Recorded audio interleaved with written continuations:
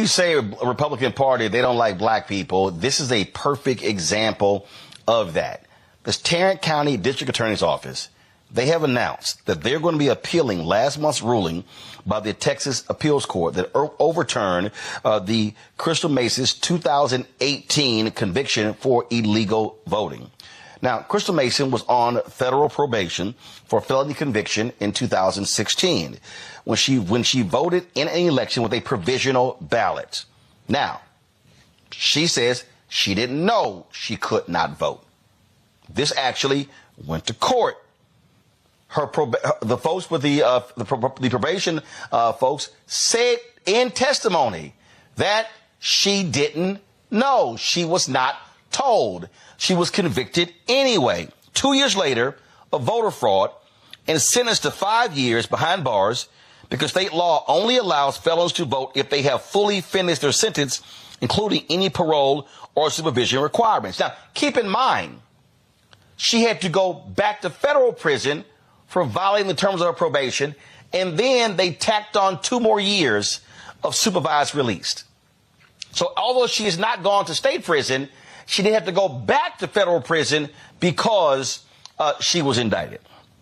On March 28th, the Texas Second Court of Appeals overturned Mason's conviction because she didn't have, quote, actual knowledge, unquote, that she couldn't vote while on federal supervised release in a tax fraud case.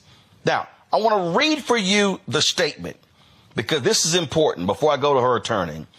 And it shows you how sadistic and shameful these folks are in Tarrant County, Texas. This is the statement that they released. And when I read this for you, you're probably going to say, you got to be kidding me. This is a quote from this statement.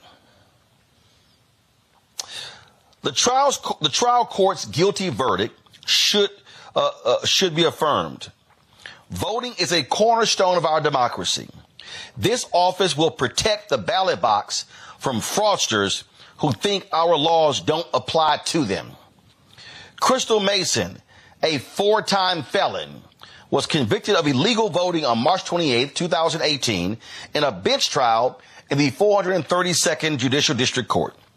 She was convicted based on testimony from the election judge and poll clerk that she read the provisional voter affidavit, affirmed that she provided accurate information, signed the affidavit, and testified that the affidavit language was clearly understandable to mean that a convicted felon such as herself was ineligible to vote.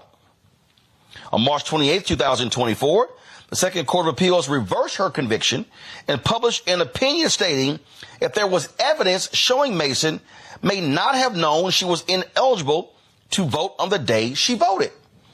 The Second Court of Appeals failed to give proper deference to the trial court's guilty verdict and reweighted the evidence in favor of Mason.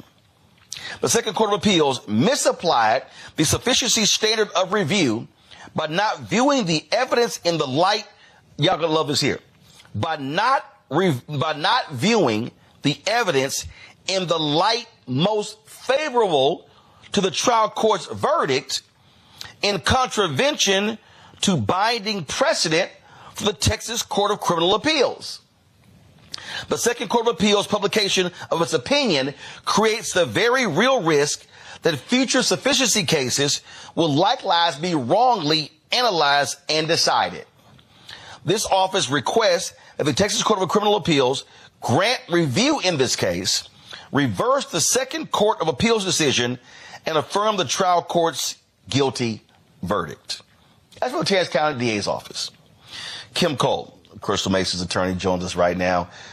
Kim, hate to have the fact that we're talking to you again about this case.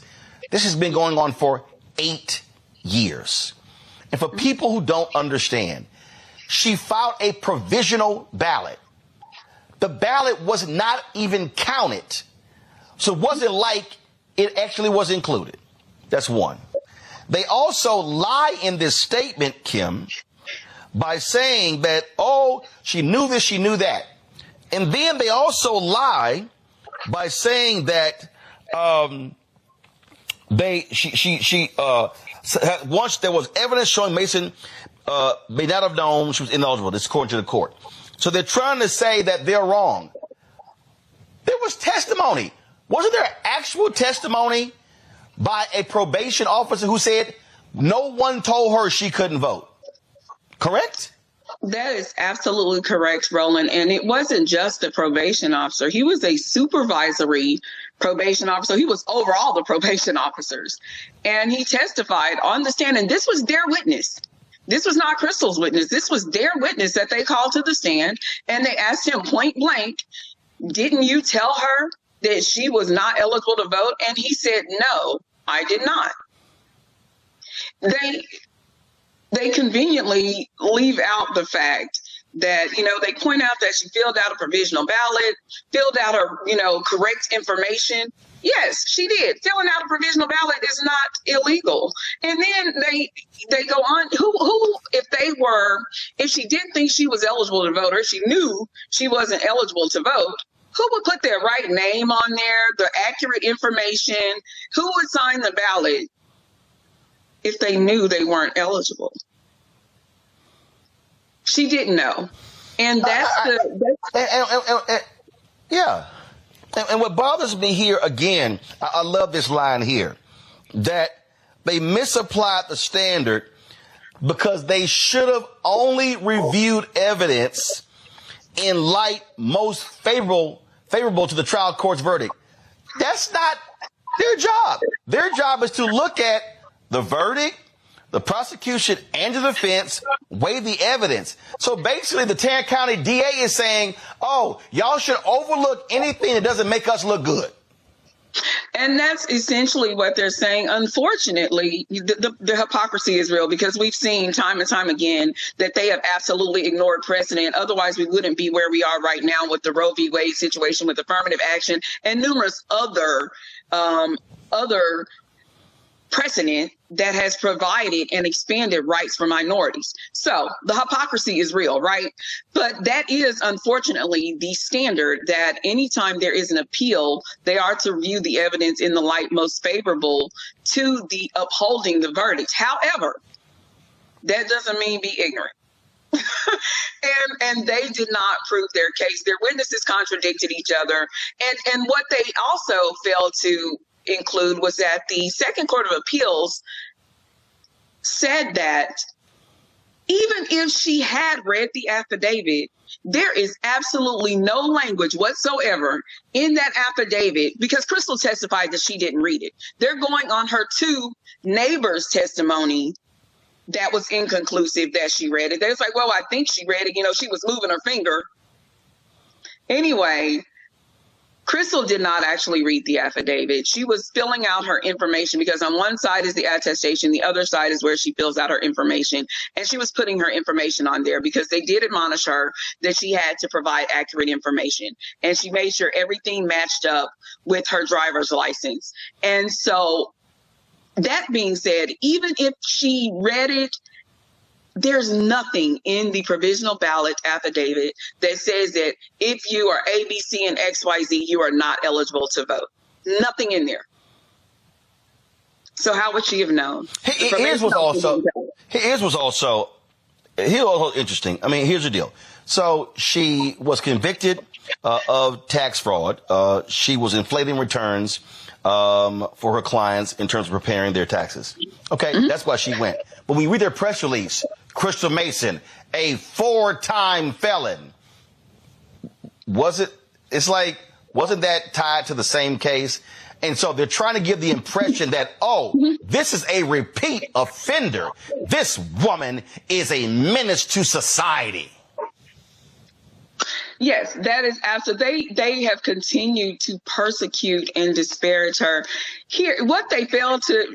Crystal isn't a saint, Roland. I mean, she isn't. Every saint got a past, and every sinner got a future. Okay, so she does have a prior criminal history. Otherwise, she wouldn't even be in this situation to ascertain whether or not she was eligible to vote. Okay, so that's how we landed here. Yes, she is a felon. However, what they failed to acknowledge in stating that she's a 4-time felon which they also included the one where she was acquitted, this particular case, but we can look past that, right? Yeah. Anyway, in all of her other cases, Crystal pled guilty. She admitted her wrongs, even to the case that got her sent to federal prison. She has no problem holding herself accountable for the things that she's done wrong. Why on earth would she fight for 7 years to prove her innocence when in all of these other cases, she admitted her guilt because she did something wrong? She was like, I did it. I mean, I'm going to take accountability for my actions. Here, she didn't know she was not eligible. So she refuses to accept responsibility. Right. I mean, the thing that jumps out to me is, before I go to Matt and Michael with their questions. Okay. Has she gone to state prison? No. But she actually, because of this, she returned to federal prison for 2 years. You would think a common sense DA would say, okay, we've been dealing with this one case for 8 years. They literally are spending more time on this case than they have on heinous crimes that have been committed.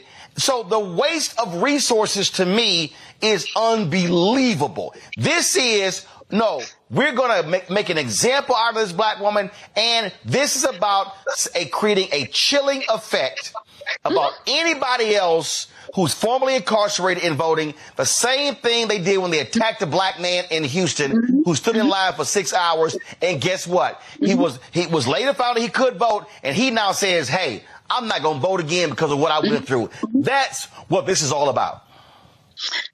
You're absolutely right. You are absolutely right. I've said over and over again, in their summation in Crystal's original trial, they said they wanted to send a message to voters, much like their ridiculous, disparaging, inaccurate statement that they released yesterday.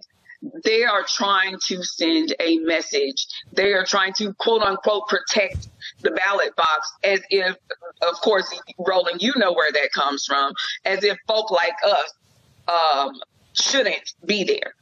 And so they are absolutely still trying to send the same message. 7 years later, 8 years later, we're coming up on another election. 8 years later, they're still trying to send the same message. They don't want folks who look like Crystal at the ballot box. They are trying to protect the ballot box, not from fraudsters, because let's be honest, we've seen the documentation of who was committing all the voter fraud in the past few elections. They don't look like Crystal. So they're not trying to protect the ballot box from from fraudsters. They're trying to protect the ballot box from those who have been typically disenfranchised by this system. And that is the whole point of them continuing to beat this dead horse. And correct me if I'm wrong. There was a Texas Justice of the Peace, Russ Casey, who admitted to forging signatures to get on the primary ballot. And he pled guilty to records tampering. He resigned. That happened in 2018. These folks are spending more time, and he was an elected official. They're spending more time going after her than they did going after somebody like him. Yes. And in fact, before that, and he was sentenced to 2 years in jail, but it was probated over 5 years. But they want to send her to prison. They absolutely want to send her to prison because they want people who look like her. They want to protect the ballot box from folks who look like her and you and me.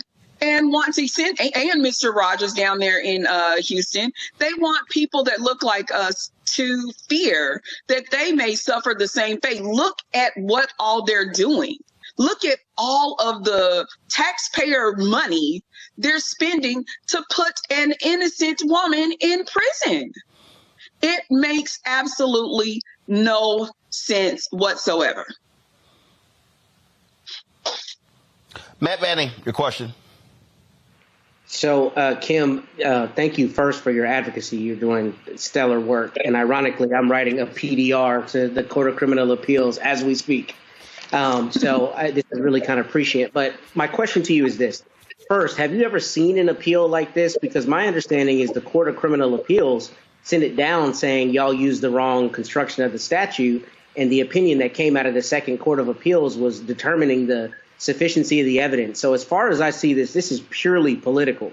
And to that end, is there any mechanism that y'all have to dismiss a frivolous appeal like you would like a Rule 91A dismissal on the civil side or any dismissal like that? Because I think it's frankly unethical to appeal it following the Court of Criminal Appeals opinion in this case. But I haven't seen the mechanism whereby you could get it thrown out, just on its face, because I don't know how to get there at all. From my understanding, there isn't one. We will have an opportunity to file a response to their request for discretionary review. So we're still, obviously, I'm not her only attorney, and we're still evaluating whether or not we will respond, because to be quite honest, it's trash. I don't know if you read it.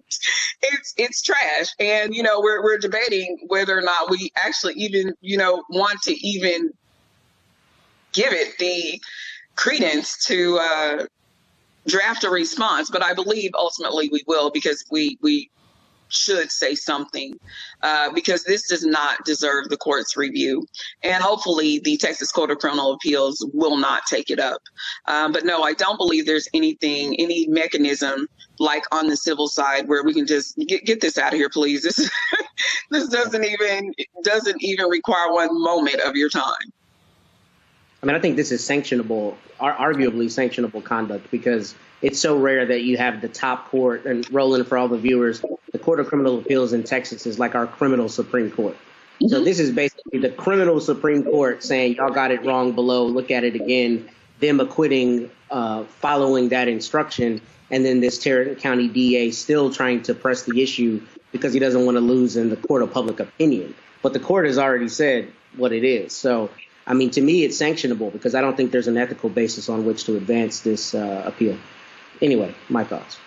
Well, I certainly hope the court actually does smack them down because this continuation of this case, it's 8 years. She voted in 2016. I'm sorry, you don't spend 8 years on a case like this. Michael?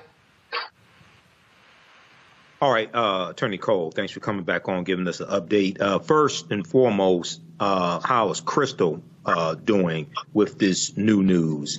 Number one. Number two, is there anything possibly the Department of Justice can do, the Civil Rights Division, anything like that in regards to suing Texas, what have you?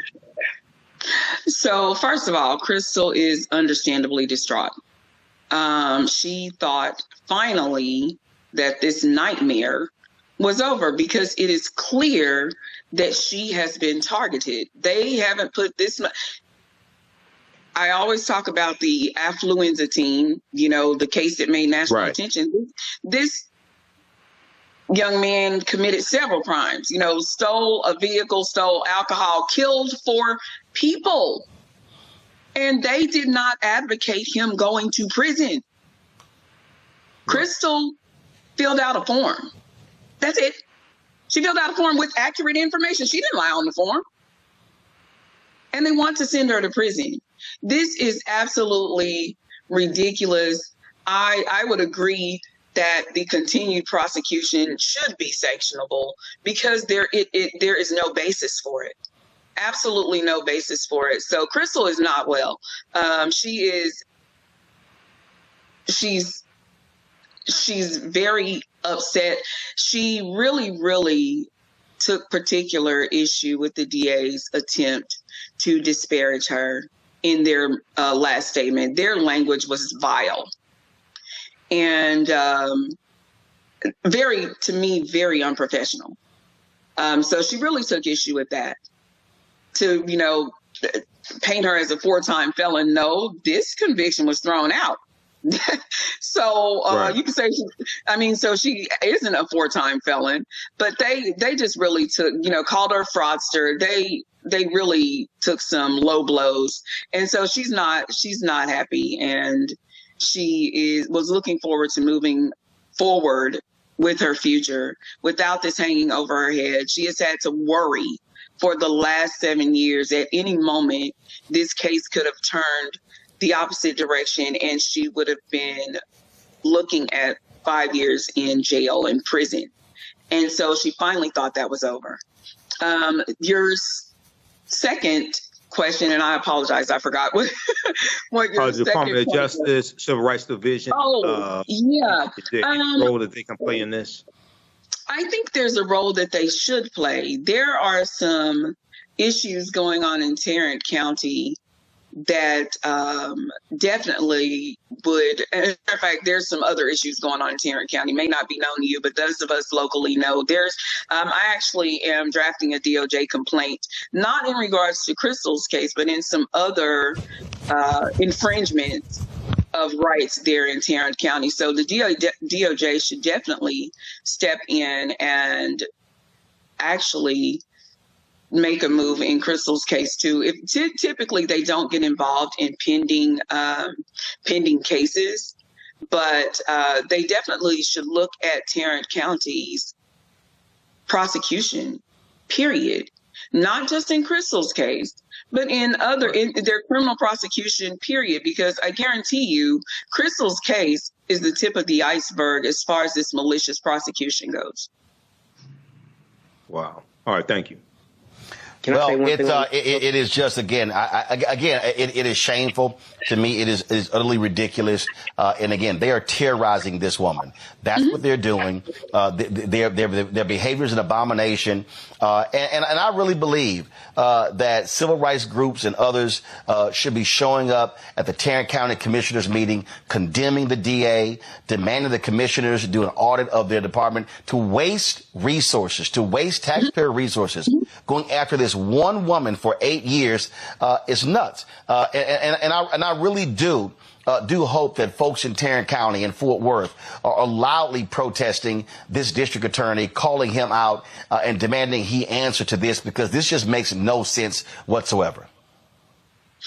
I agree, Roland. I agree. And we have been, so many organizations and individuals have reached out in support of Crystal, and we are planning, they are planning some type of actual action and protest of them continuing to pursue Crystal, not just in the interest of justice, but also in the interest of fiscal responsibility.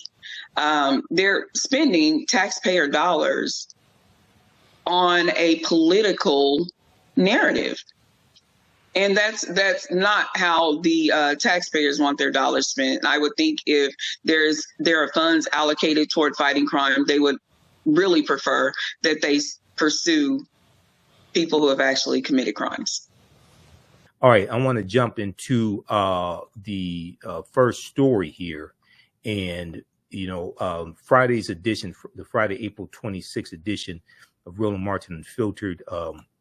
It started late, so we had a shorter show, and some of the segments I did not get a chance to talk more and talk about some of the things that make some other points that I wanted to make. So if we look here at this story dealing with Crystal Mason, okay, I want to give you a little background information and then talk about this update. All right, so there was an article from NBCnews.com on March 28th, 2024. March 28th, 2024. Texas woman's prison sentence for attempting to vote illegally is thrown out. Texas woman's prison sentence for attempting to vote illegally is thrown out. The state appeals court ruling ends a years-long saga that garnered national attention. All right. So in this piece from NBC News, now here's a picture of Crystal Mason, okay, African-American woman. It says a Texas appeals court tossed out a woman's 5-year prison sentence for voting illegally on Thursday, March 28, 2024, ending a years-long saga that garnered national attention. Crystal Mason was sentenced in 2018 to 5 years in prison after she testified she did not know that she was ineligible to vote because she was convicted of tax fraud in 2011. She cast a provisional ballot in the 2016 presidential election with the help of a poll worker. Okay. Now, in Thursday's ruling, Thursday, March 28, 2024, in Thursday's ruling to overturn Crystal Mason's sentence, Second District Court of Appeals Justice Wade Birdwell wrote that, quote, finding Mason to be not credible, finding Crystal Mason to be not credible and disbelieving her protestation of actual knowledge does not suffice as proof of guilt, does not suffice as proof of guilt. Now, Crystal Mason testified that when she was in prison, she was not informed that she could not vote upon her release, Judge Birdwell said. Justice Wade Birdwell said. She was not informed that she could not vote upon her release. She also, quote, emphatically denied having read the provisional ballot's affirmations detailing felon voting restrictions, testifying that she did not know she was not allowed to cast a ballot because she was on supervised release from prison, according to Judge Birdwell. Now, Crystal Mason's provisional ballot was not counted. Her provisional ballot was not counted when officials determined that she was ineligible to vote because of her 2011 conviction, the ruling said. Quote, in the end, the state's primary evidence was that Crystal Mason read the words on the affidavit, end quote, Judge Birdwell said. Quote, but even if she had read them, okay, now this is critical here to the overturning of her case, overturning of her conviction. But even if she had read them, they are not sufficient, even in the context of the rest of the evidence in this case, to prove beyond a reasonable doubt, that she actually knew that being on supervised release after having served her entire federal sentence of incarceration made her ineligible to vote by casting a provisional ballot when she did so. So them not believing Crystal Mason is not enough evidence. The prosecution did not meet their burden of proof to prove beyond a reasonable doubt that she actually knew that she was not eligible to vote. The burden of proof is on the prosecution, not the defense. Okay, so even in the context of the rest of the evidence in this case, to prove beyond a reasonable doubt that Crystal Mason actually knew that being on supervised release after having served her entire federal sentence of incarceration made her ineligible to vote by casting a provisional ballot when she did so. Okay. Now, the Court of Criminal Appeals announced in 2021 that it would consider an appeal from Crystal Mason, who was out of prison on an appeal bond, Her 2018 sentence drew national attention, and critics have rallied against the lower court's decision. All right. So March 28th, we get news that her sentence was overturned. All right.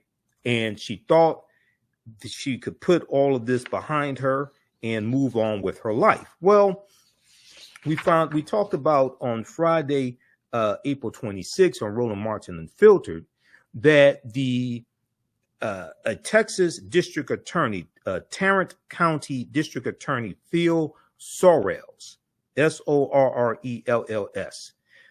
He's not satisfied, and he wants to persecute Crystal Mason some more. Okay, so there's an article from TexasTribune.org, TexasTribune.org, and I want to pull that piece up here. Tarrant County DA wants Crystal Mason's illegal voting conviction reinstated.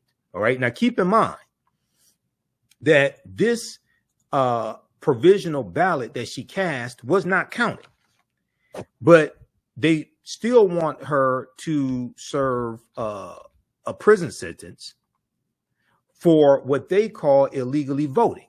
Okay, so here's the latest development in this case, and all this is designed by a former Confederate state, a former state that was part of the Confederacy that took up arms to preserve slavery, and then passed laws to suppress the African American vote after Reconstruction ends in 1877. This is all geared toward suppressing the African American vote today. Tarrant County DA wants Crystal Mason's illegal voting conviction reinstated. Now, this article is from April 25th, 2024. Here's another picture of Crystal Mason as well. Tarrant County District Attorney Phil Sorrells wants Crystal Mason's illegal voting conviction reinstated, his office announced on Thursday, April 25th, 2024. Crystal Mason, a Tarrant County resident, was acquitted of an illegal voting charge on March 28th, 2024. Tarrant County District Attorney Phil Sorrells' office is now asking the Texas Court of Criminal Appeals to overturn the ruling that cleared her. Now, Crystal Mason was convicted of illegal voting in March 2018 and sentenced to 5 years in prison for casting a provisional ballot in the 2016 presidential election while on supervised release for federal tax evasion. Quote, "This office will protect the ballot from fraudsters, who think our laws don't apply to them," District Attorney Phil Sorrells' office said in a statement. So they're trying to further criminalize her by referring to her as a fraudster. Now, this office, the District Attorney's office argues, the Second Court of Appeals did not give proper deference to the trial court's guilty verdict, and reweighed the evidence in favor of Crystal Mason when it overturned her conviction. Now, District Attorney Sorrells' office adds, Crystal Mason was fairly convicted based on testimony from election staff that she understood she was not eligible to vote.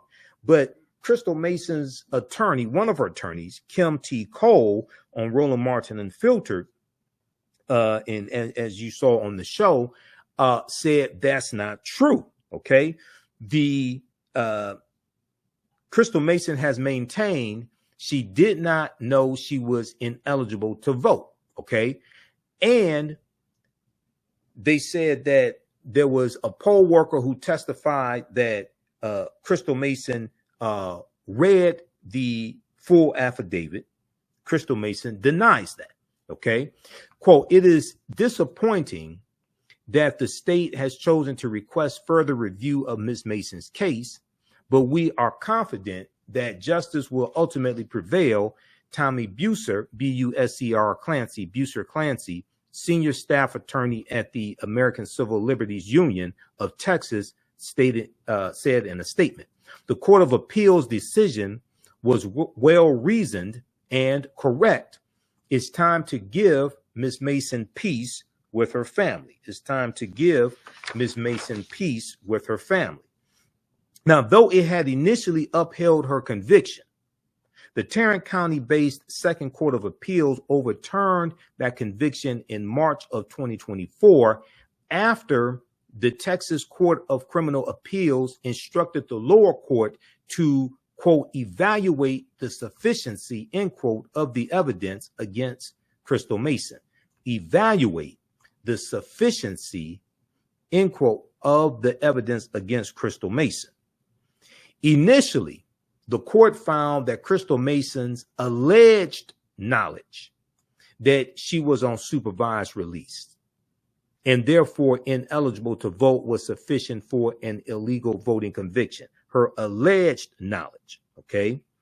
But in instructing it to reevaluate the case, the Texas Court of Criminal Appeal ruled the lower court, quote, erred by failing to require proof that Crystal Mason had actual knowledge that it was a crime for her to vote while on supervised release, end quote. The burden of proof is on the prosecution, not on the defense.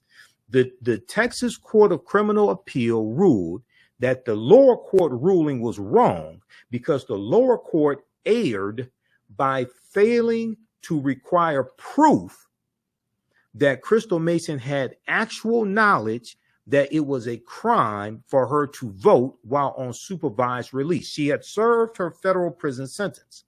Now, the years-long saga began in 2016 when Crystal Mason, on advice from a poll worker, submitted a provisional ballot during that year's presidential election after she discovered her name was not on the voter roll. Her provisional ballot was rejected because she was not eligible to participate in elections while still on supervised release for a federal tax fraud conviction. She was arrested a few months later.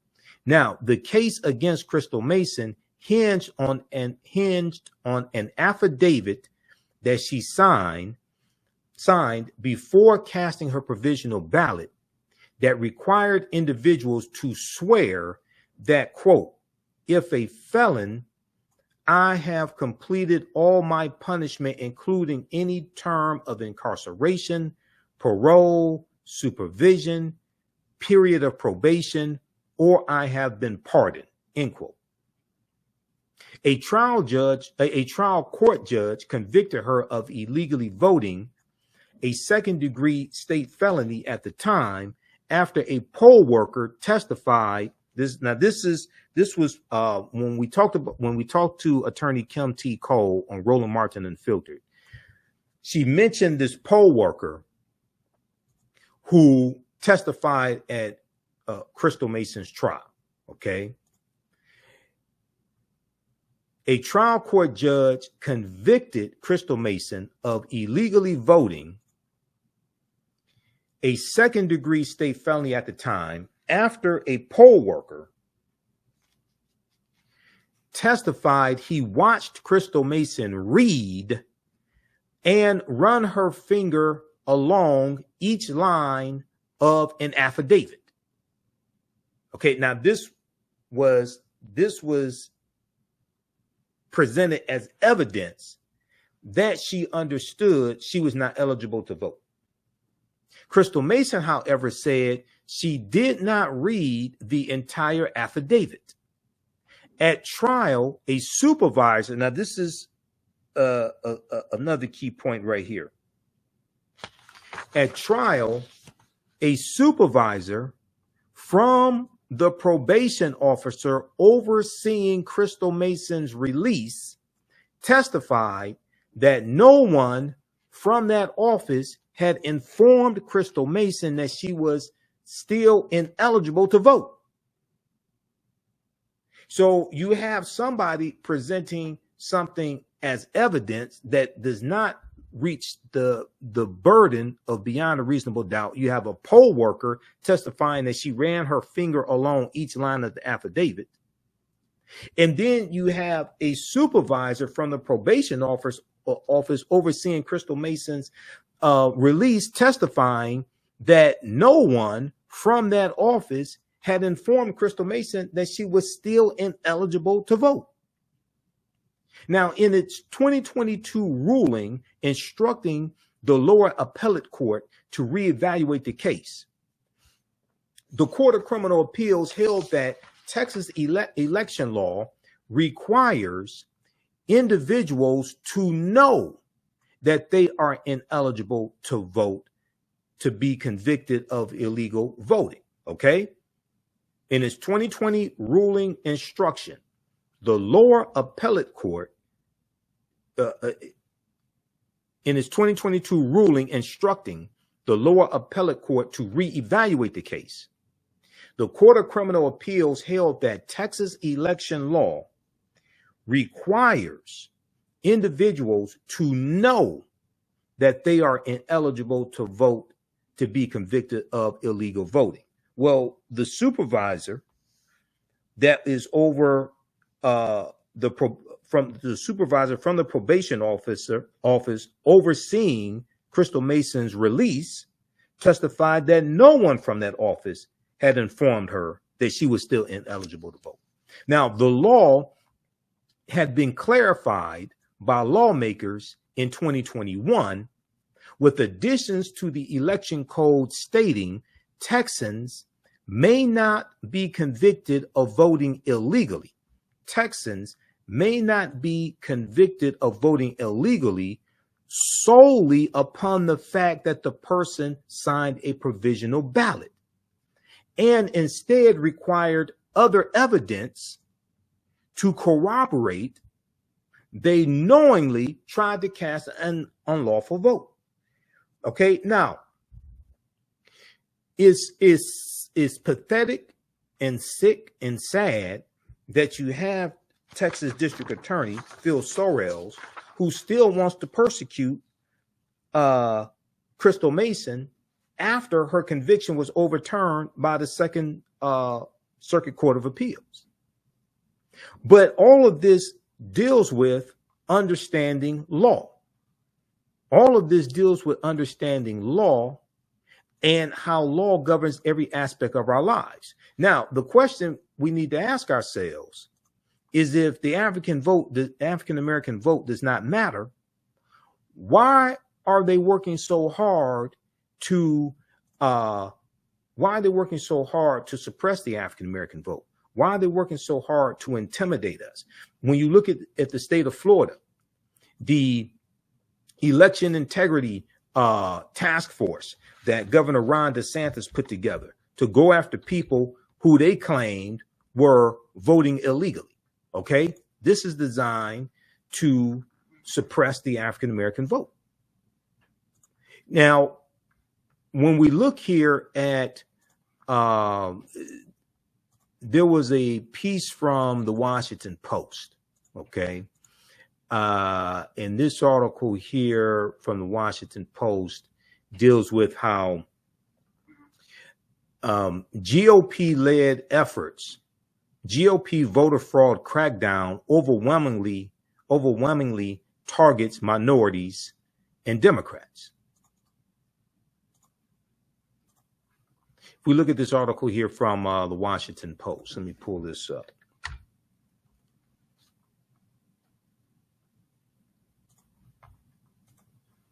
And this is a piece from 2023. GOP voter fraud crackdown overwhelmingly targets minorities, Democrats. Blacks and Hispanics made up more than 75% of defendants, and Democrats nearly 60%, in a controversial push by Republicans to prosecute election cheating, according to a first of its kind analysis by the Washington Post. Now, this article is from December 20th, 2023. African Americans and Hispanics made up more than 75% of defendants, and Democrats made up nearly 60% of defendants in a controversial push by Republicans to prosecute election cheating. If we look here quickly at this piece, as Donald Trump falsely claimed the 2020 presidential election was stolen from him, Republicans in some states launched special units to prosecute voter fraud as part of a high-profile and controversial push to stamp out cheating some claimed was rampant. But the election integrity units established or expanded in six states after Trump's loss obtained only 47 convictions during a period in which tens of millions of votes were cast, and the units overwhelmingly targeted minorities and Democrats for prosecution, according to a first of its kind analysis by the Washington Post of nearly every prosecution. So okay, let's go through and look at this slowly. Tens of millions of votes were cast. Okay. But in 6 states that launched these voter integrity commissions, there were only 47 convictions for illegally voting.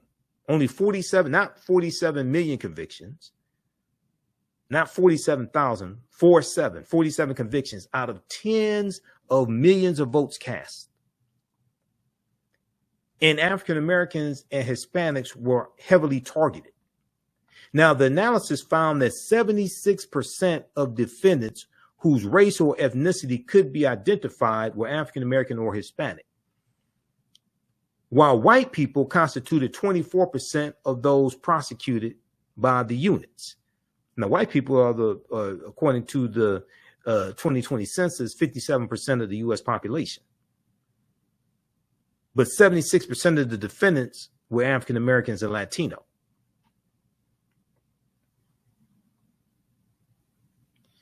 Registered Democrats made up 58% of those targeted whose party could be identified, while registered Republicans were 23% of those targeted. In the rest of the cases, the defendant was not registered with the political party. The Washington Post was able to determine a defendant's race, ethnicity, or political party in roughly 70% of the cases. Okay, read the rest of this piece here. This is all about voter intimidation. This is all about voter intimidation and trying to suppress the African American and Latino vote, because you have some white people, not all white people, but some white people fear that by the year 2043, they are going to be a numerical minority in this country, and they fear what's going to happen to them. Now, all white people don't fear this, but there's some, especially a lot of Republicans, who do, and they fear what's going to happen to them when they become a numerical minority in this country. Some of them feel like they are losing power. Okay. And as we talked about in my deconstruction of Candace Owens' interview on The Breakfast Club, the 2 shows that we did dedicated to that, what you have is cultural anxiety. When we look at going back to the 2016 presidential election, okay, there was a piece from the Atlantic.com, dealing with how it was cultural anxiety that drove white working class voters to Donald Trump. This piece right here from Atlantic.com from May 9th, 2017.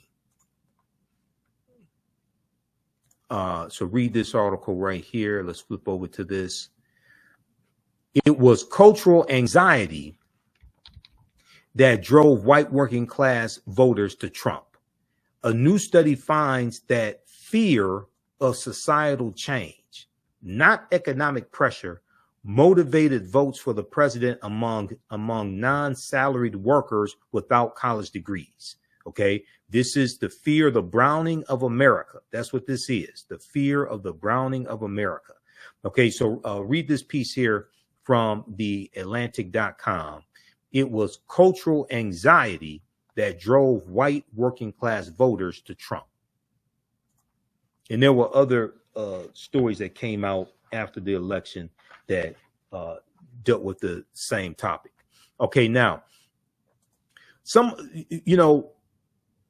you have to understand history to really understand this attack on voting rights, and also felony disenfranchisement laws. And your understanding of politics is directly related to your understanding of history. So I'm not just a national political commentator, and you watch me every Friday on Roland Martin Unfiltered. I'm also a historian. I've been on Roland Martin Unfiltered basically pretty much every Friday since October 2020. So it's going on 4 years. To get a better understanding of this history, if we look at this piece here from the Brennan Center for Justice, this deals with voting rights restoration in Florida, voting rights restoration in Florida. So going back to 2018, and we talked about this story on the African History Network show. We talked about it on Roland Martin Unfiltered as well. You had Desmond Meade, a former felon Desmond Meade, African-American man, who led the charge, one of the main people leading the charge to restore voting rights for ex-offenders. Okay. And they put it on the ballot. He got over 60% of the vote, something like 66% of the vote. Okay. But then the Republican controlled state legislature there in Florida then passed the bill to put restrictions on people getting their voting rights back. Okay. So you had to pay all your fines and any restitution, things like this. They put all these restrictions to limit the number of ex-offenders who could actually vote, because they know if these people voted, they will vote these Republicans out of office. So this is about maintaining power. And you've heard me say a number of times, politics is the legal distribution of scarce wealth, power, and resources, and the writing of laws, statutes, ordinances, amendments, and treaties, their adoption, interpretation, and enforcement. Okay, politics impacts every aspect of our lives, from the water we drink to the food we eat to the air we breathe. Voting is only one small part of politics, but voting is an extremely important part of politics, because that determines who's going to hold political office, who will have political power to actually write legislation, get legislation passed, who will have political power to appoint people to the cabinets, appoint a Secretary of Education, attorney generals, whether at the federal level or at the state level. Okay. And at the federal level, it's the U.S. Senate that confirms Supreme Court justices, confirms federal judges, which are lifetime appointments, but also confirms members of the president's cabinet. Okay, whether you talk about Secretary of Energy, Secretary of Defense, Secretary of the Small Business Administration, Attorney General, etc. That's the U.S. Senate, and the U.S. senators are either elected or appointed by a governor when you have a senator who dies in office or who resigns and someone else has to finish out that term. They are appointed by the governor. Okay, so you have to understand how all this comes together. I teach a whole concept called political self-defense, and political self-defense deals with understanding how laws and policies impact conditions of African Americans, and understanding the laws, and understanding how to disarm them of this weapon and use the laws to our advantage, but at least reduce the amount of harm that laws and policies inflict upon us. Okay, this is dealing with understanding political self-defense. All right, now let's look at this here quickly. Okay. Now, this is at the Brennan Center for Justice, voting rights restoration efforts in Florida. This is from last updated August 7th, 2023, originally published May 31st, 2019. Okay. And what I want to focus in on here, when we look at felony disenfranchisement laws, we see them largely developed after the 13th Amendment, after the 15th Amendment is adopted in February of 1870. The 15th Amendment guaranteeing the right to vote for African American men, not women at this time, but not African American women, but African American men at this time. Okay. However, if we go back to 1868, when Florida wrote their state constitution, okay, 1868, when Florida wrote their state constitution, we're going to see that Florida state constitution had a felony disenfranchisement law written into it. And I'm trying to find that part. Hold on, let me see something here.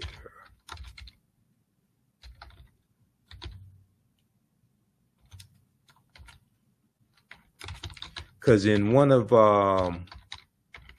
these pieces from the Brennan Center for Justice, you can read that one here, but I think this is the one that I want.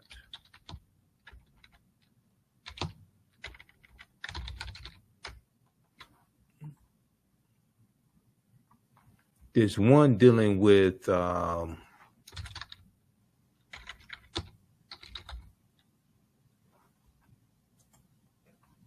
yeah, this one right here. This is what I want.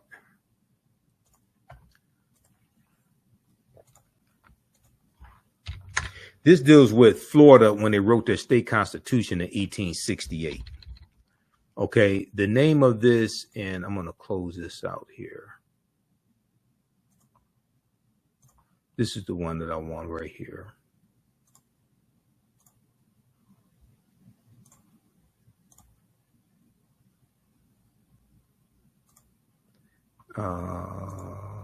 Let's see, let's go to it right here.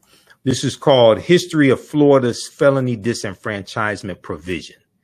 History of Florida's Felony Disenfranchisement Provision. This is from the Brennan Center for Justice, Florida Rights Restoration Coalition.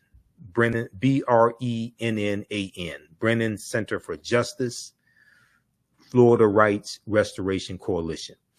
And it talks about the constitutional provision disenfranchising people with felony convictions was originally enacted in the aftermath of the Civil War in 1868. So Civil War, we know, ends 1865. 13th Amendment is ratified December 6, 1865, adopted December 18th, 1865. Okay.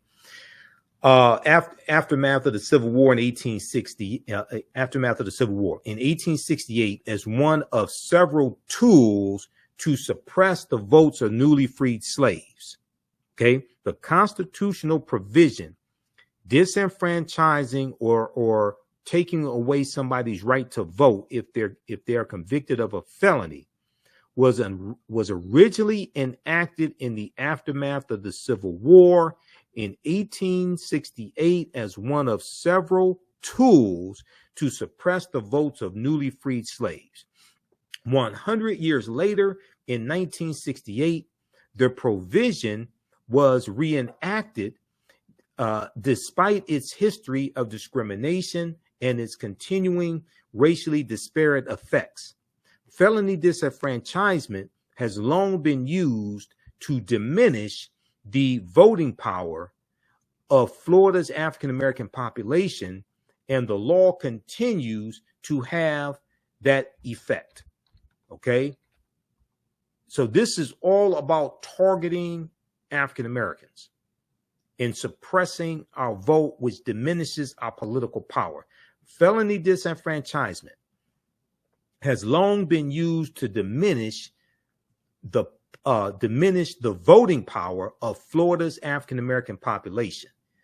And the law continues to have that effect. So this is why oftentimes you hear me say that we need to stop telling African-Americans to exercise your right to vote. Stop telling African-Americans to exercise your right to vote. If you want to exercise, you go to the gym and work out. You don't vote for exercise. You vote for power. You vote for power. You vote for policies that are beneficial for you, your family, your communities, and your people. Okay? Politics is the legal distribution of scarce wealth, power, and resources, and the writing of laws, statutes, ordinances, amendments, and treaties, their adoption, interpretation, and enforcement.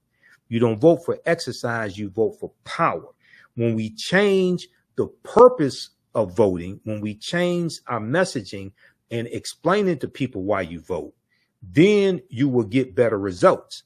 As long as you think you vote for symbolism, as long as you think that you vote because Dr. King and Fannie Lou Hamer and Rosa Parks and Reverend Fred Shuttlesworth and John Lewis and Hosea Williams fought for you to have the right to vote, okay? And as long as you believe nonsense like it doesn't matter who you vote for, just vote, that's nonsense, because you can be voting for people who are working to dismantle the legacy of Dr. King and Fannie Lou Hamer and Ella Baker and Rosa Parks and John Lewis and Hosea Williams, etc.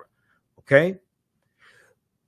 So you have to vote with purpose in understanding policies, understanding politics, understanding law, understanding how these policies impact you.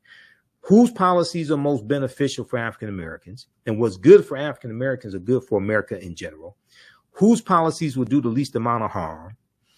Which candidate can create an environment for you to push your agenda the farthest and get the most accomplished? Who will protect gains that have already been made?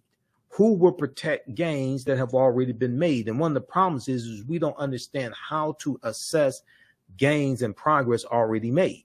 So we will operate under an illusion that no progress has been made, therefore nothing's at stake.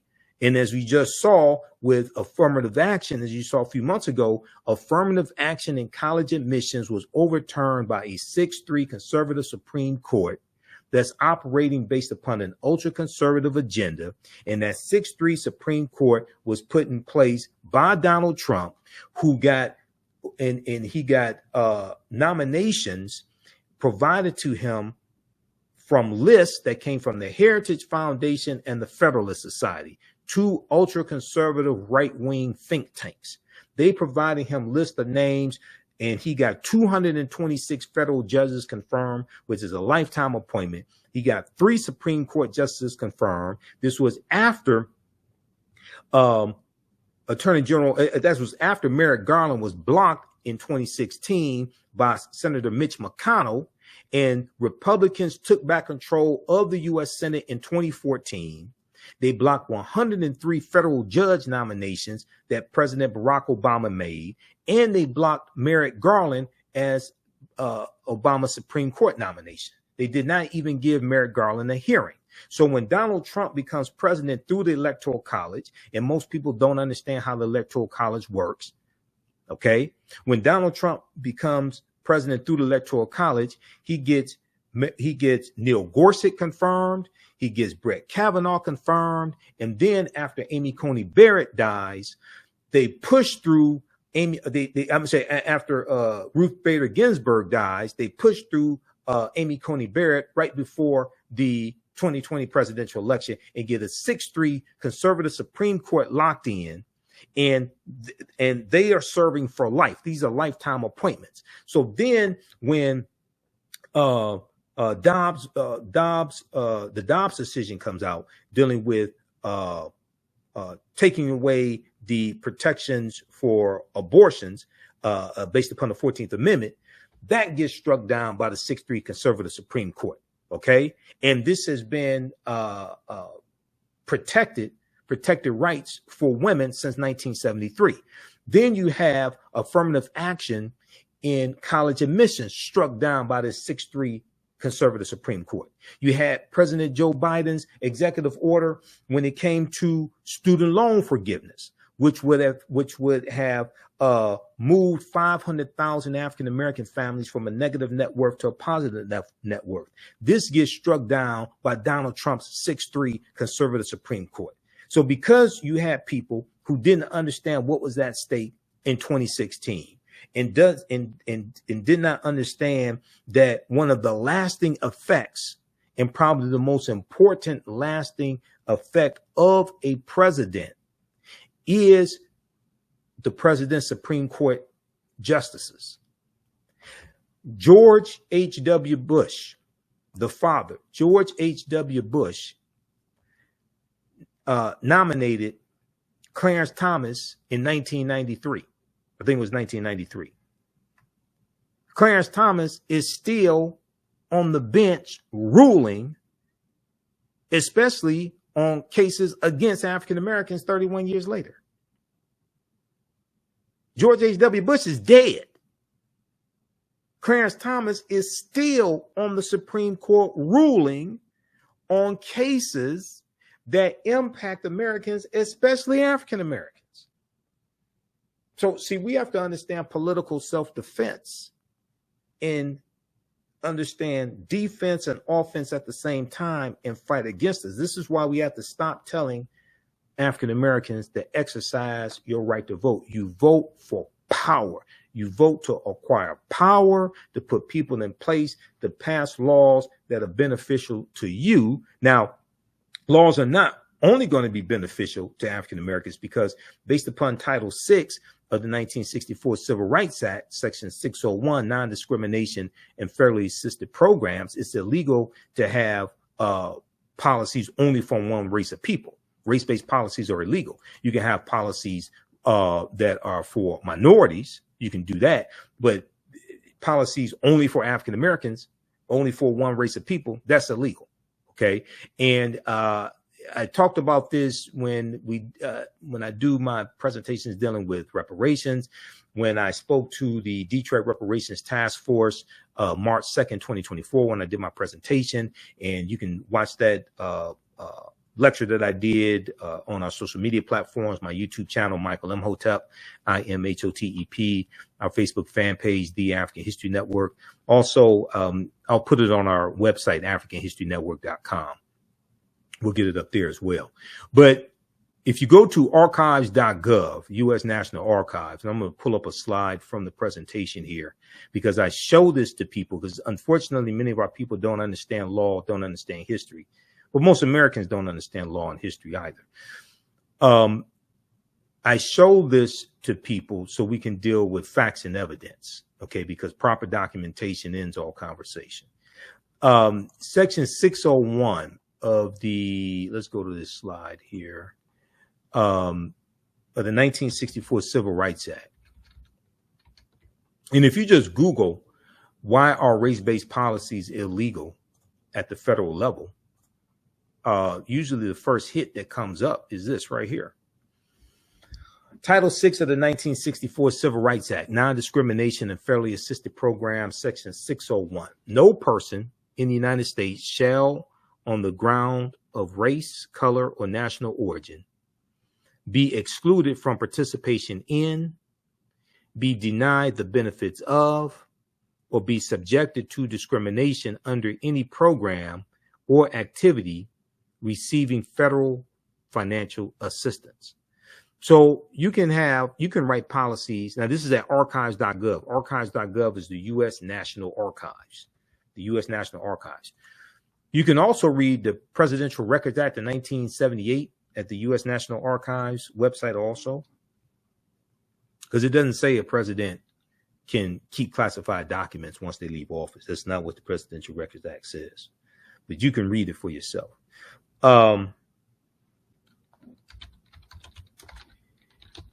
So you can have policies for minority groups, things like that.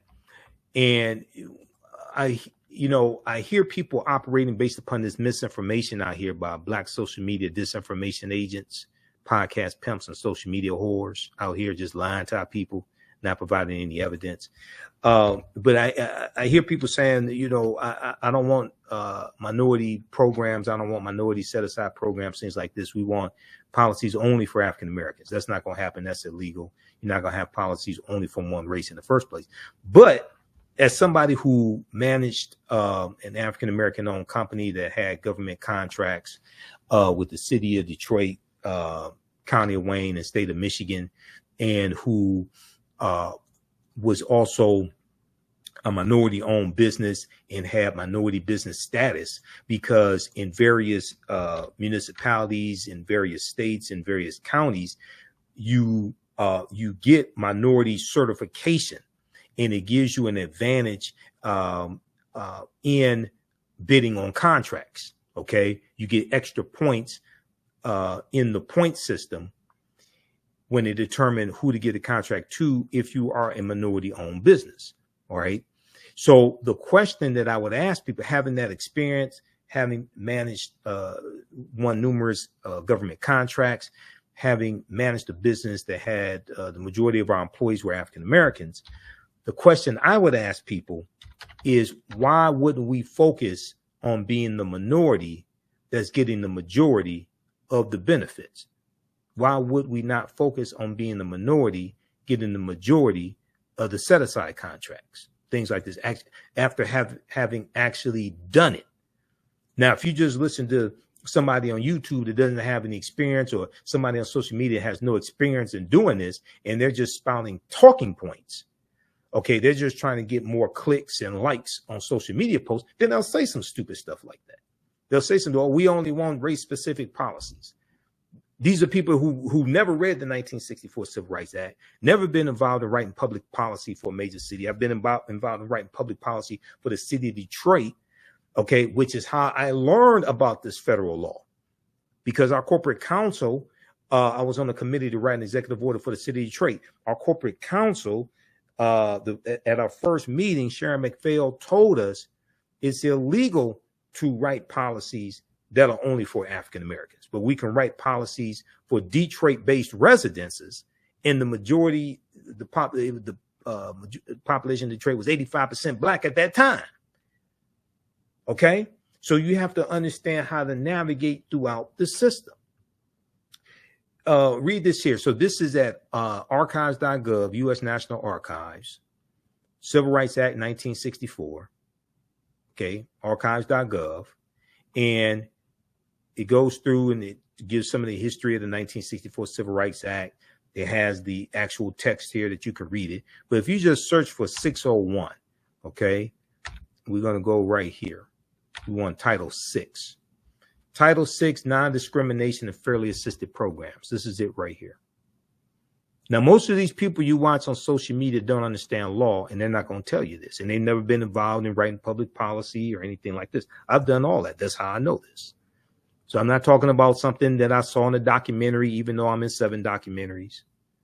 I'm not talking about something that I read in the book, even though I've read numerous books. I'm talking about from actual experience, actually doing it. Okay, so read that. Now, let's go back to this from the Brennan Center for Justice. This deals with felony disenfranchisement law, and this deals with the state of Florida. But we see similar things in other states when they start rewriting their state constitutions after slavery ends, but especially after Reconstruction ends in 1877. Okay. Criminal disenfranchisement and Reconstruction, Florida. In 1868, Florida dramatically expanded criminal disenfranchisement. 1868, 3 years after chattel slavery ends, 3 years after the 13th Amendment. For the first time in 1868, the state of Florida barred from the polls, from the voting polls, all people with felony convictions. Okay, all people with felony convictions. So before slavery, like white people with felony convictions, it was all right to vote. After slavery ends, now these Black people want to vote. Oh, no. We can't. We have to prevent a Negro legislature. Well, we have to prevent this. What was the fear? The fear was African Americans gaining political power and being able to vote, hold office in state legislatures, being able to write policies that white people had to abide by, write laws that white people had to abide by, and vote on those laws. This was at a time when the African American population in Florida was 48%. Okay, in 1868, African Americans were 48% of the population of the state of Florida. And they said that and white people said that they were doing this to prevent a Negro legislature, Negro legislature. So they put this felony disenfranchisement law in place in 1868, and you lost your right to vote for life.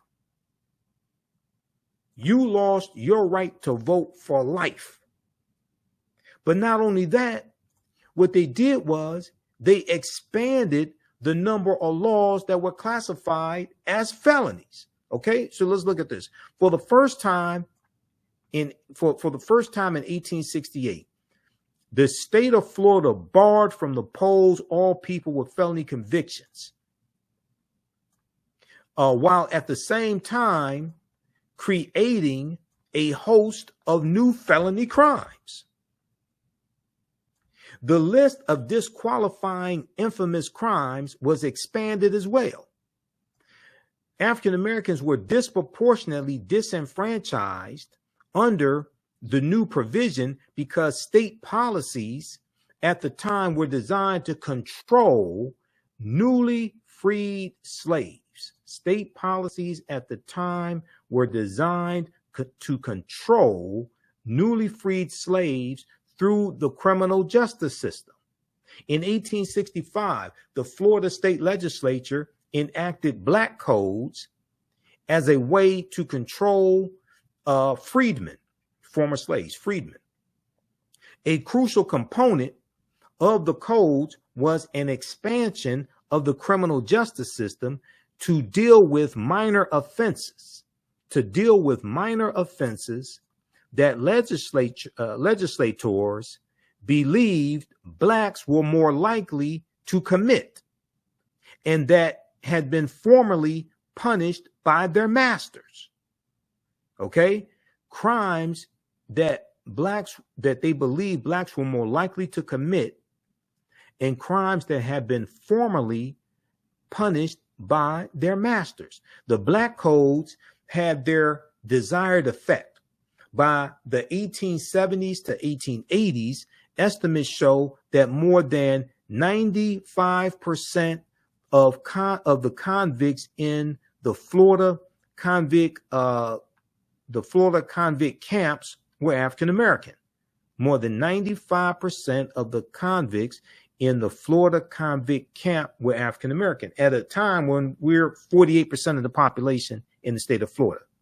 A captain in one of the camps at the time noted it was possible to send a Negro to prison on almost any pretext, but difficult to get a white man there.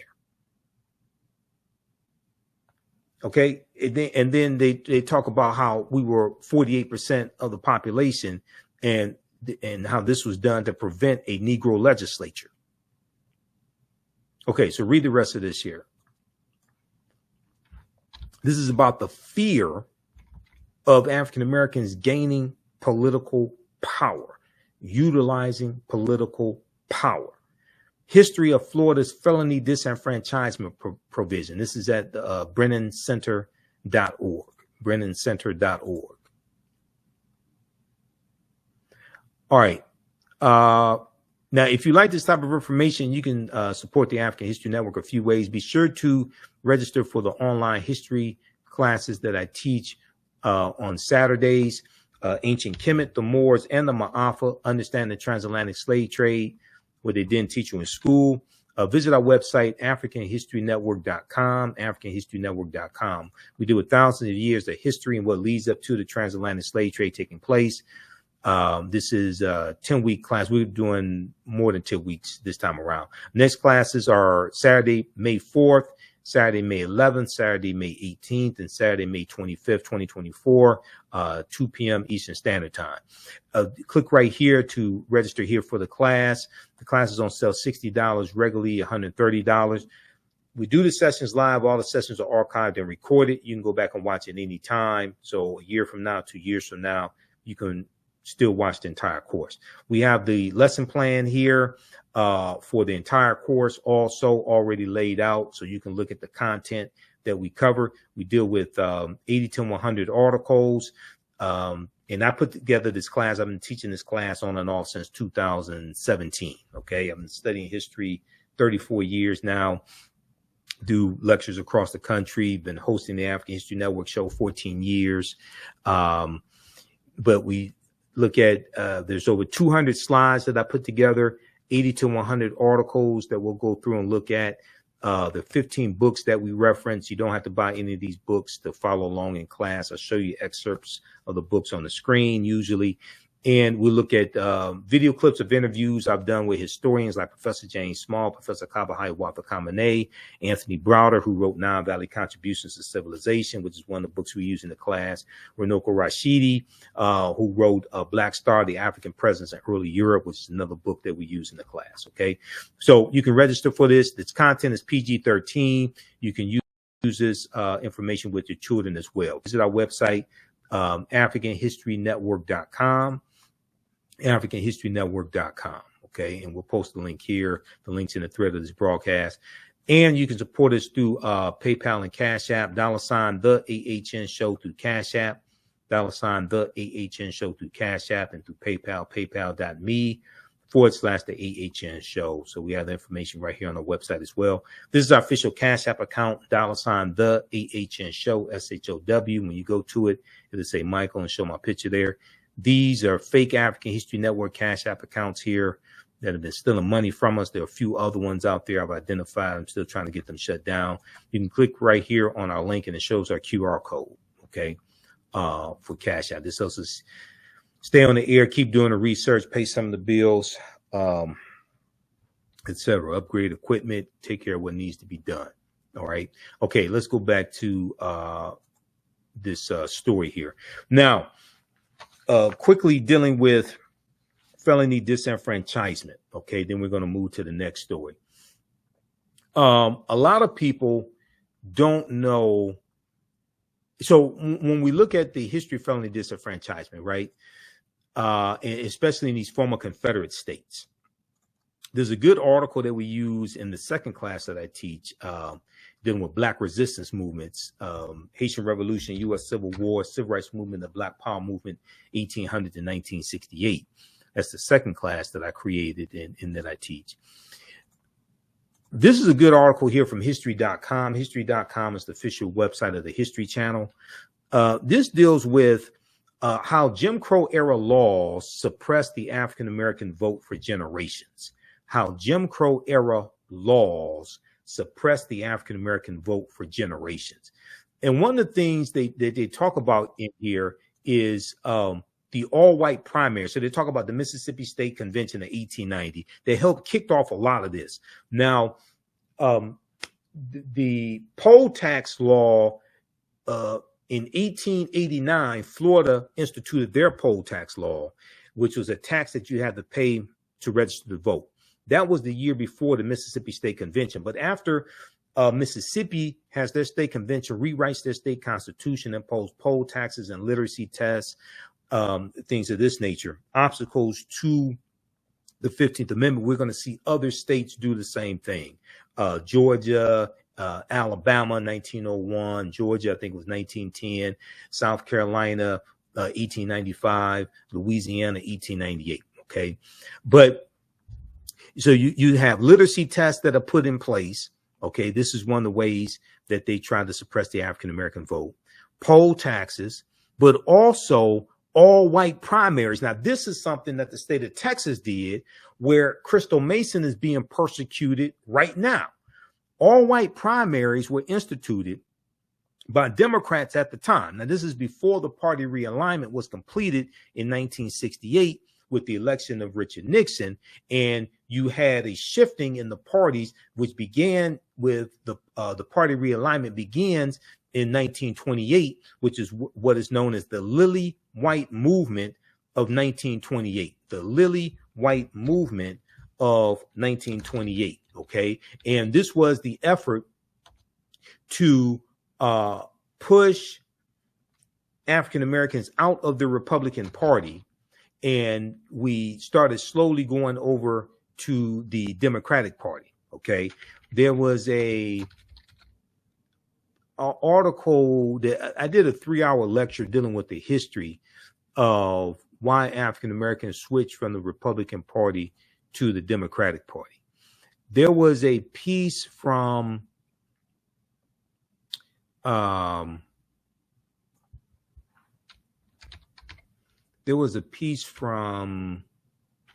of these Chicago publications, and it dealt with the beginning of the Lily White movement. This was an effort to push African Americans out of the Republican Party and get Herbert Hoover elected as president. So Republicans appealed to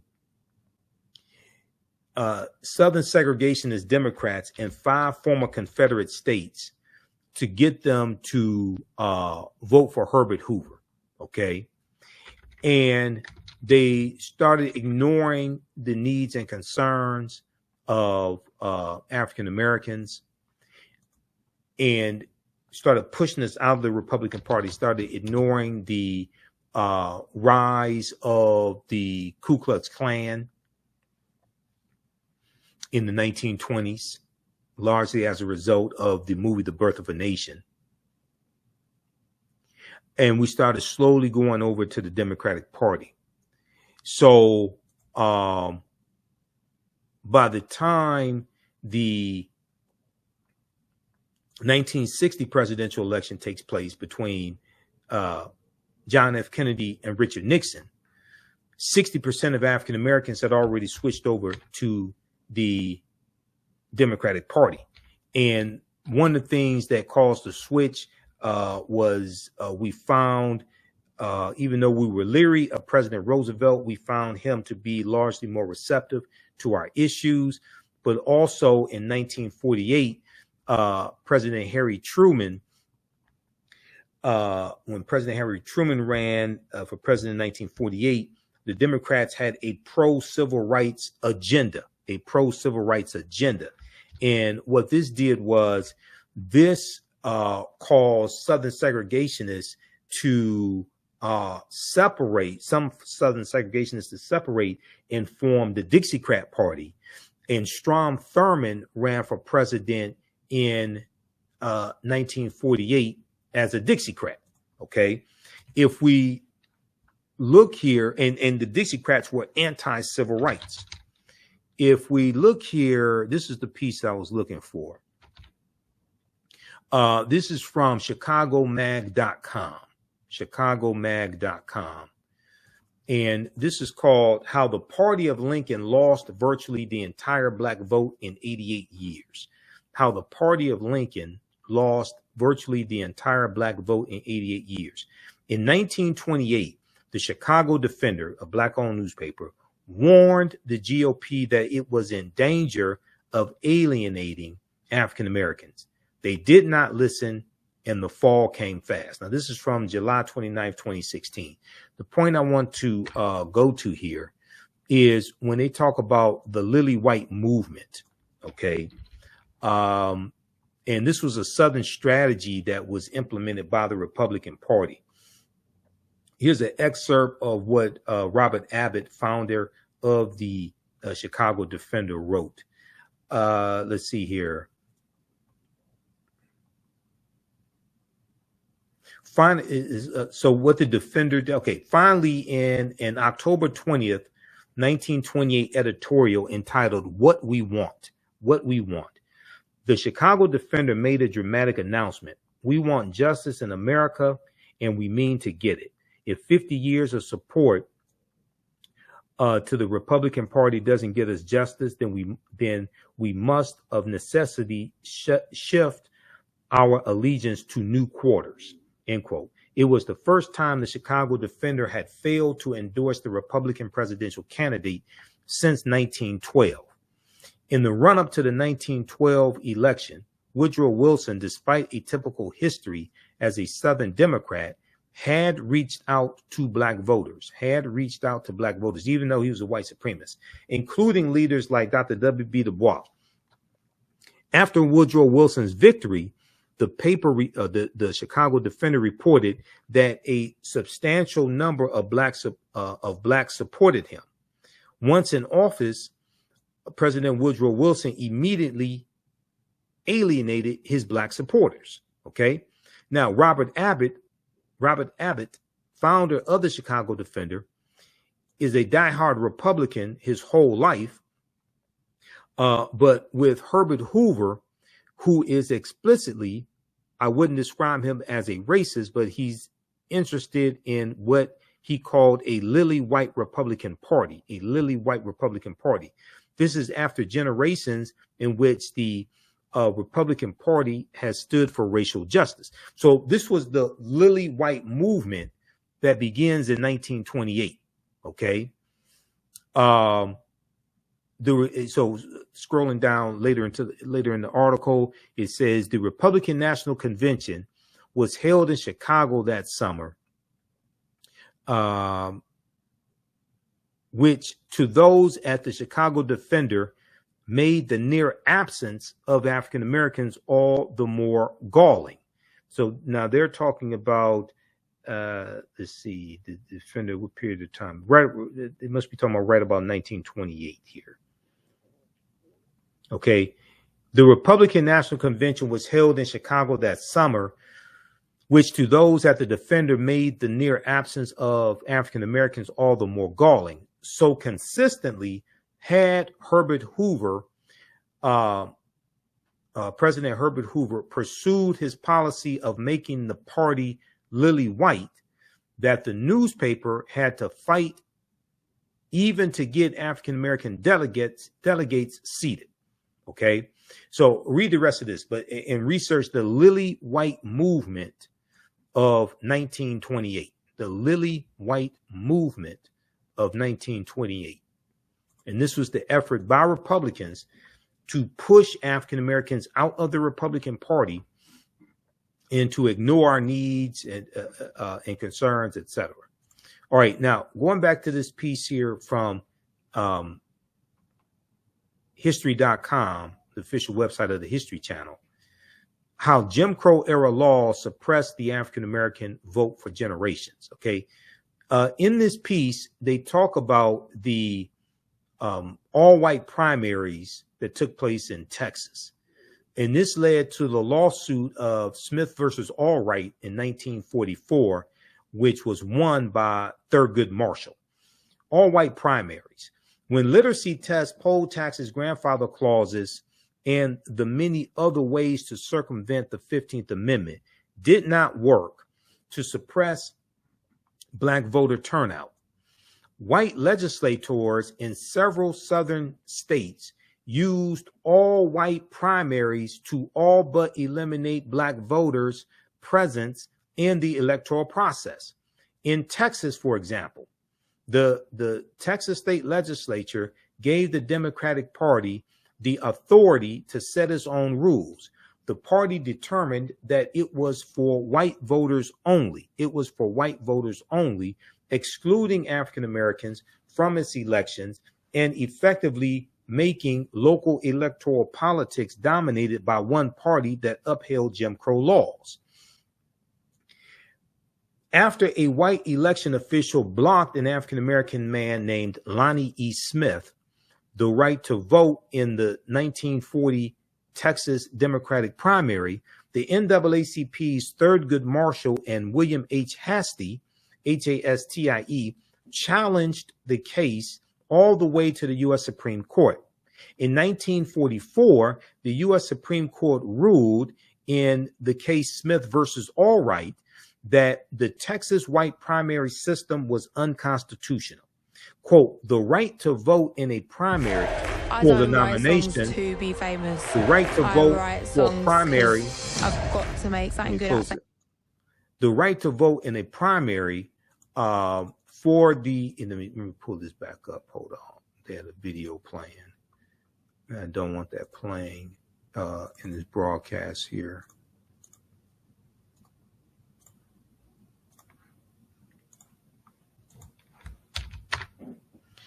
Let's go back down to this here.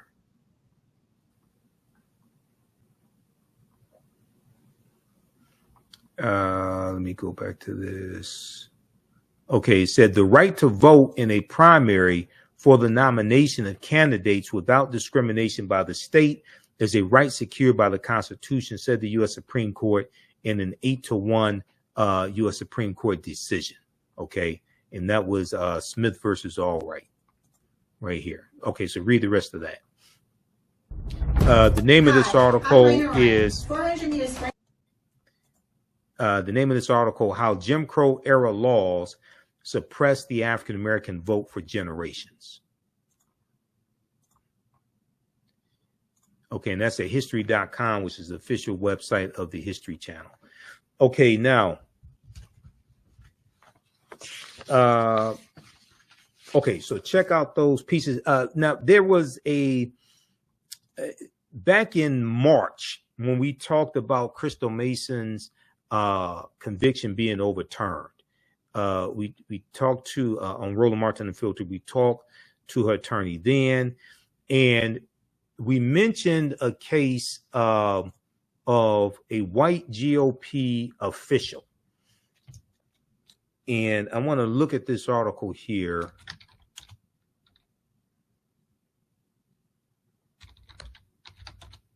NBC News had an article on this, and this is to show a contrast between the way Crystal Mason is being treated and how white people are being treated when they're convicted, in the rare cases when they're convicted of voter fraud.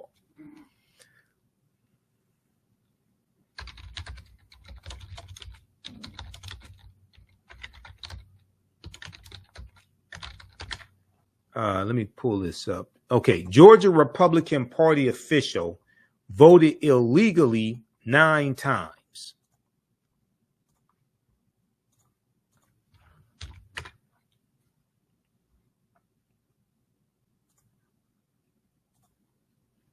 So this article right here from NBCnews.com.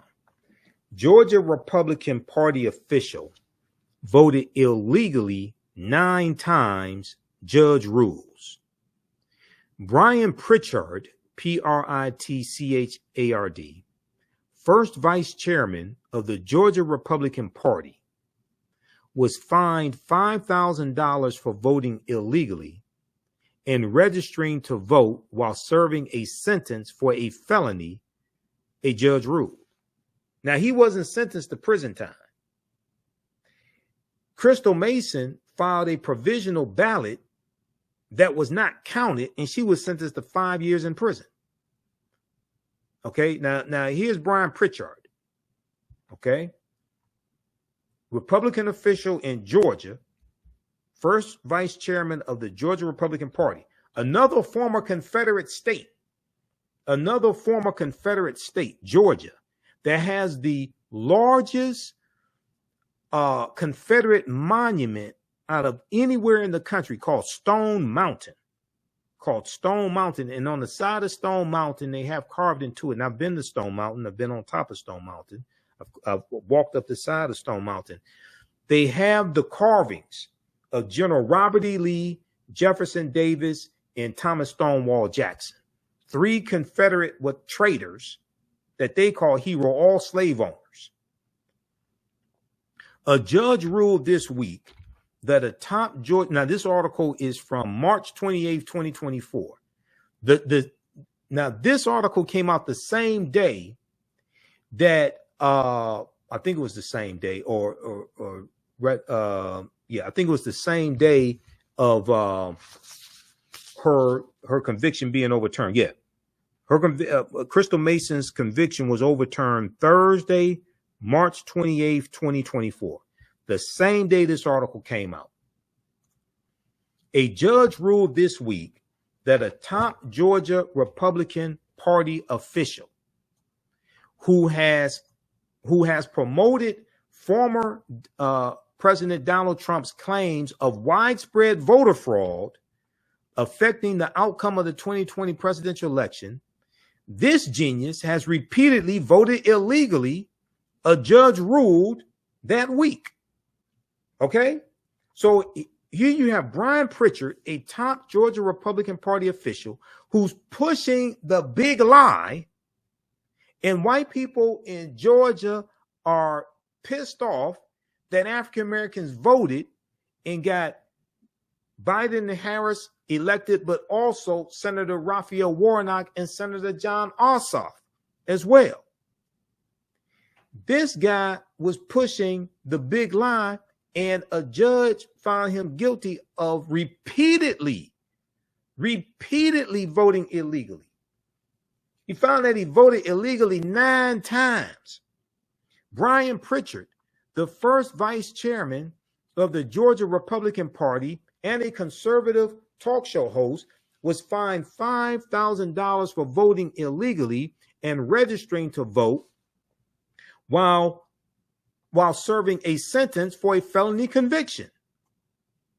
Brian Pritchard was also ordered not to commit further violations, to face public reprimand for his conduct, and to pay the state election board's investigative costs. In a 25-page ruling Wednesday, Administrative Law Judge Lisa Boggs, B-O-G-G-S, affirmed the board's finding that Brian Pritchard had voted, check this out, had voted illegally 9 times. 1, 2, 3, 4, 5, 6, 7, 8, 9. He voted illegally 9 times in defiance of his extended probation in connection with a pair of felony convictions dating back nearly 30 years. So he had to pay a $5,000 fine for voting illegally 9 times. In Texas, they sentenced Crystal Mason to 5 years in prison for voting once, and her provisional ballot was not counted. And now, Texas District Attorney Phil Sorrells of Tarrant County wants her conviction reinstated.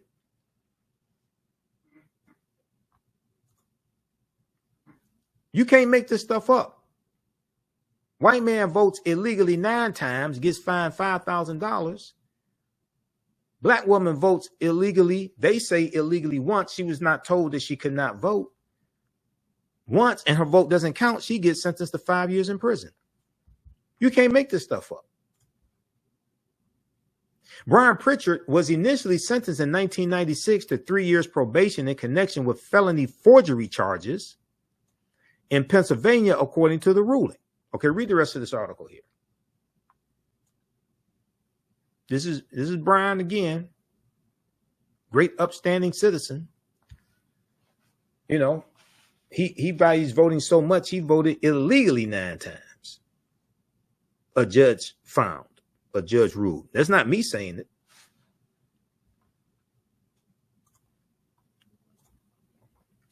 All right, now, lastly, last article on this subject. Some people may ask the question. Well, let me. We talked about some of the history of felony disenfranchisement laws and targeting African Americans, right? After slavery ends, to suppress the African American vote, to suppress our political power. Okay. Did you know that let me phrase the question like this. Back in, I think it was 2020, when Senator Bernie Sanders of Vermont, he was thinking about running again for president, right? And one of the things he was saying was that if you are a convicted felon, you should be able to vote from prison. Okay. And you had a lot of people who were laughing at him, saying he was crazy, didn't know what he was talking about. Okay. Now, sometimes he doesn't know sometimes he does sound crazy, but it's not because of that. Okay. He was right on that accord. He was right in that instance. All right. I have some disagreements with him. Sometimes he's just, it's like, but he was right in this case, right?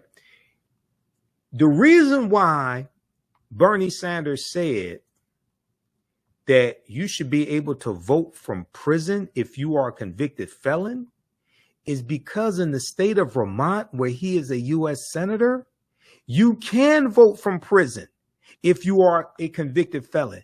Also, you can do the same thing in the state of Maine. Now, why is it in Vermont and Maine right now you can be a convicted felon and vote from prison, but in Florida and Georgia and Mississippi and a lot of those former Confederate states, you could not? It's because Maine and Vermont did not have a history of having large populations of African Americans, as well as having large populations of slaves. Their history, even though they did have slavery, at least in Maine, their history is different than those former Confederate states that took up arms against the Union and formed the Confederacy to maintain slavery. Their history is different. Let's look at this article from NBCnews.com. Most states disenfranchise felons. Maine and Vermont allow inmates to vote from prison. Advocates say the rehabilitative effects of letting inmates have a voice is profound. Now, this article is from February 26, 2018 by Jane C. Timm, Timm, for NBC News. Okay. And in the article here, it says, okay, so they talk about this gentleman, Joseph Jackson, was one of the millions of Americans inspired by Barack Obama's 2008 White House bid. Let's see here. Okay, Jackson, okay, he's 52 years old. He was convicted in Maine, one of just 2 states that allow felons to vote from behind bars. In the U.S., nearly all convicted felons are disenfranchised during their prison sentences and often barred from the ballot for years after release. Okay, now, in 2018, when Florida put on the ballot restoring voting rights to felons, at that time, only 4 states banned felons from voting for life. Florida was one of them. And that law in Florida dated back to 1868 when Florida wrote their state constitution. So all these black conservatives out here who want to talk about how slavery is behind us, slavery's in the past, slavery has nothing to do with today. They don't want to talk about laws that are in existence today that are the legacy of slavery, the vestiges of slavery, and were put in place like that 1868 felony disenfranchisement law 3 years after the Civil War ended. And it was put in place to suppress the political power of African Americans, of former slaves.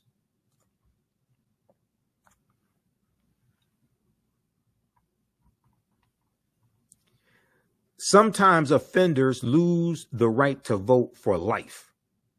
But as the impact of felony disenfranchisement laws grows along with skyrocketing incarceration rates, others are rethinking the rules that kept 6.1 million Americans from voting in 2016. Now, under the U.S. prison population dropped each year of the Obama administration and each year in the Biden-Harris administration, I think it's fallen some also. I don't have the exact numbers, but I know in the Obama administration, the U.S. prison population dropped each year, and the war on drugs was declining, was winding down under the Obama administration as well. But as the impact of felony disenfranchisement, Alabama, Maryland, and Wyoming all recently eased voting restrictions for released felons, while Florida organizers have put a constitutional amendment on November's ballot to give most offenders their voting rights back after completing their sentences, including for any on probation or parole. So that's 2018. So they're talking about November 2018. Meanwhile, Maine and Vermont remain unique in preserving voting rights for prisoners and serve as a model for states like New Jersey, where Democrats newly in control of all three branches of government plan to propose a bill to stop the disenfranchisement of felons and allow them to vote from behind bars. Advocates say the rehabilitative effects of letting incarcerated felons have a voice in their communities are profound, while critics argue they should not be permitted to take part in any process that could end up affecting the very laws they've broken. Well, when people get out of prison and get a job, they don't have problems. They don't have a problem with taking their taxes. They don't have a problem with taking their taxes. So why shouldn't they be able to vote? Okay, read the rest of this piece here. This is at NBCnews.com. Most states disenfranchise felons. Maine and Vermont allow inmates to vote from prison. If you like this type of information, you can support the African History Network a few ways. Be sure to register for the online history classes that I teach on Saturdays. Ancient Kemet, the Moors, and the Ma'afa, Understand the Transatlantic Slave Trade, what they didn't teach you in school. Visit our website, AfricanHistoryNetwork.com, AfricanHistoryNetwork.com. We deal with thousands of years of history and what leads up to the transatlantic slave trade taking place. This is a 10-week class. We're doing more than 2 weeks this time around. Next classes are Saturday, May 4th, Saturday, May 11th, Saturday, May 18th, and Saturday, May 25th, 2024, 2 p.m. Eastern Standard Time. Click right here to register here for the class. The class is on sale $60, regularly $130. We do the sessions live. All the sessions are archived and recorded. You can go back and watch it any time. So a year from now, 2 years from now, you can still watch the entire course. We have the lesson plan here for the entire course also already laid out, so you can look at the content that we cover. We deal with 80 to 100 articles, and I put together this class. I've been teaching this class on and off since 2017. Okay, I've been studying history 34 years now. Do lectures across the country. Been hosting the African History Network show 14 years, but we look at there's over 200 slides that I put together, 80 to 100 articles that we'll go through and look at. The 15 books that we reference. You don't have to buy any of these books to follow along in class. I'll show you excerpts of the books on the screen usually.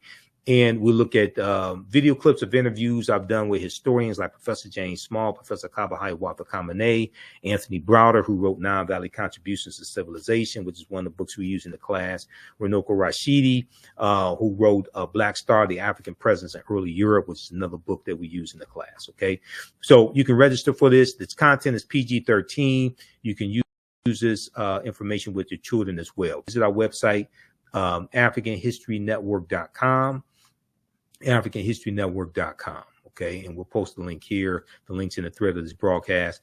And you can support us through PayPal and Cash App, $ the AHN show through Cash App, $ the AHN show through Cash App, and through PayPal, paypal.me/the AHN show. So we have the information right here on the website as well. This is our official Cash App account, $ the AHN show, SHOW. When you go to it, it'll say Michael and show my picture there.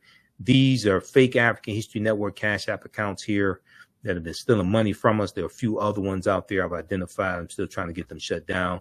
You can click right here on our link and it shows our QR code, okay, for Cash App. This helps us stay on the air, keep doing the research, pay some of the bills, etc. Upgrade equipment.